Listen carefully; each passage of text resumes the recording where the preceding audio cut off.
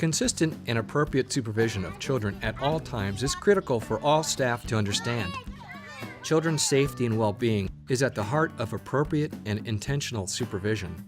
Supervision of children in any early care and education setting requires staff to not only understand the supervision regulation, but to also follow through on the appropriate supervision. The goal of following state regulations for supervision is to keep children safe and to have fewer violations in your center or program. The way that we define supervision is that staff must be able to see, hear, direct, and assess children at all times. All times when they are directly responsible for a child. They must be able to do all four of those things. You, as a director, should be confident that your staff are supervising the children. They know who they're in charge of. If there was an emergency, you know that they would be able to handle that emergency and be able to take their children out as quickly as possible. Just having the confidence in your staff and knowing that they know where their children are and they know who they're in charge of. The definition of supervision in the Child Care Facility Regulations states, supervise, to be physically present with a group of children or with the facility person under supervision. Critical oversight in which the supervisor can see, hear, direct, and assess the activity of the supervisee, the children. The regulation for supervision is also found in the Child Care Facility Regulations and should be reviewed carefully with your staff on a regular basis. Appropriate and active supervision are foundational to ensuring children's health and safety. Without appropriate supervision, nothing else matters. If those kids are not being watched, supervised directly and being kept safe, it doesn't matter how educated your staff is, how beautiful your facility is, what your playground looks like, or you have the best toys in the world, because the kids aren't safe, and that's got to be first and foremost. There are several parts to the regulation involving supervision. So one of the problem areas, especially with new employees and or new centers, is the fact that each employee needs to know the name and whereabouts of the child that they're supervising.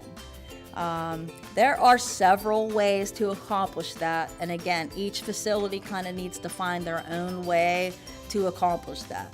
Smaller facilities probably have an easier time of being successful at that, but a large facility really needs to get a handle on that struggle where groups are always changing and staff are always switching out rooms, or I'm gonna relieve your break. Everyone that walks in that room that has a group of children needs to know the names of those children and where those children are at. Playgrounds and large gyms are another area where it's a little bit more challenging, so the facility can come up with plans to make that a little more successful.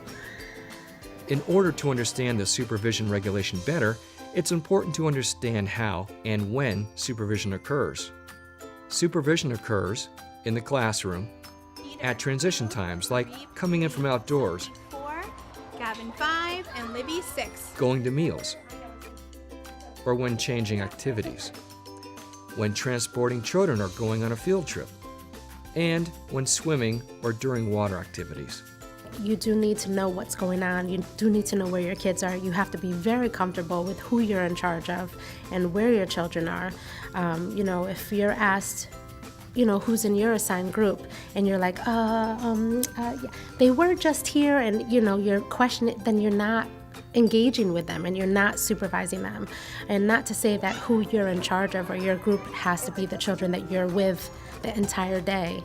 There's plenty of really big facilities that I've gone into, and there's different groups going on at a time, but those teachers know who they're in charge of. Oh, my child's in table A, B, and C, and they name them very quickly, and they know who their kids are. And that's when you know that they're comfortable with who they're in charge of, and they know where their children are. Famous last words are, "I only turned away for a second." We have heard, unfortunately, a lot of negative things that have happened to children because staff only turned away for a second. Kids are kids, anything can happen. They're always learning, they're always curious. So staff really want to understand what it means to see, hear, direct, and assess. To make it easier, you could say dash or you could say shad, but all staff need to know that those 4 things are all encompassed in that definition of supervision. You need to supervise children even when they're supposed to be napping. You should be able to see their faces. They should not be blocked by equipment because then you cannot see them. You cannot see if they're suffocating themselves in their rest equipment. You can't see if one kid is teasing another child.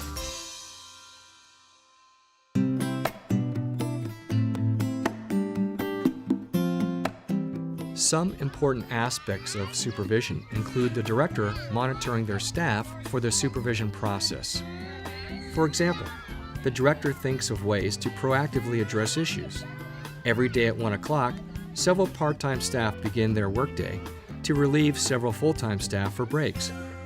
Knowing this is a more active transition time, the director, part-time and full-time staff discuss what processes are in place for this transition so that the supervision of children is not compromised. The director develops a plan to address staff absences so that ratios are maintained. Adults are aware of the names and whereabouts of children in their group, and children are appropriately supervised during the transition time. And then it's important for the director to make their supervision of the people that work under them or work with them a priority. So when I would go to classrooms, I'd be looking and seeing, okay, how are the staff standing? What are some things that seem to be a problem?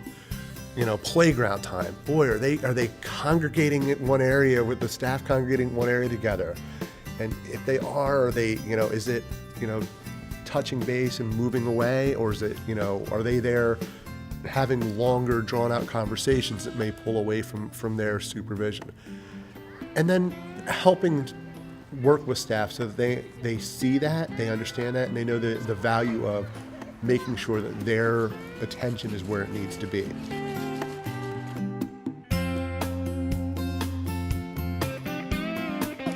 Another important aspect of supervision is the communication between staff. You have 6 friends. All staff need to communicate clearly and consistently with each other so that gaps in supervision don't occur. For example, communication between staff is critical at arrival time or when children are leaving at the end of the day, when children are going out to the playground, at break times, or when a staff member may need to leave unexpectedly. You have 9, I'll be right back. Okay. When staff communicates with one another clearly, problems with supervision decrease.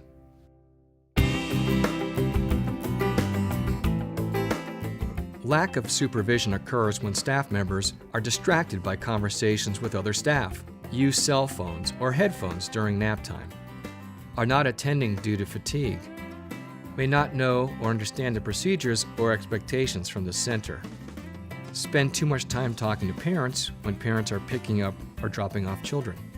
Sometimes staff think that the playground is a suitable time for them to talk to each other in a non-child related way. It's not really a social time because some of the biggest accidents can happen out on the playground, especially if staff aren't watching. Children tend to take risks when climbing and playing on equipment.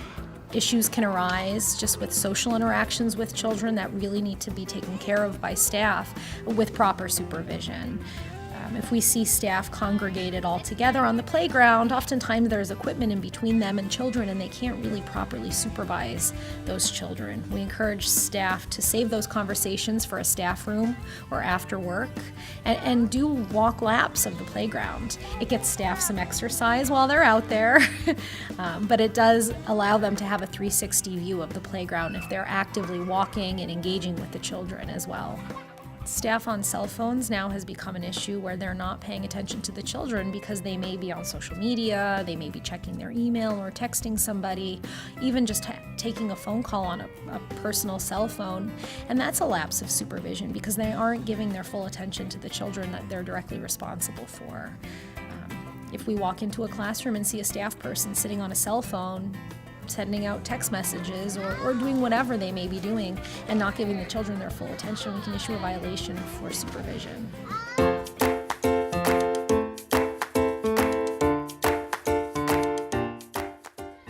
Staff need to be aware of children's skill development.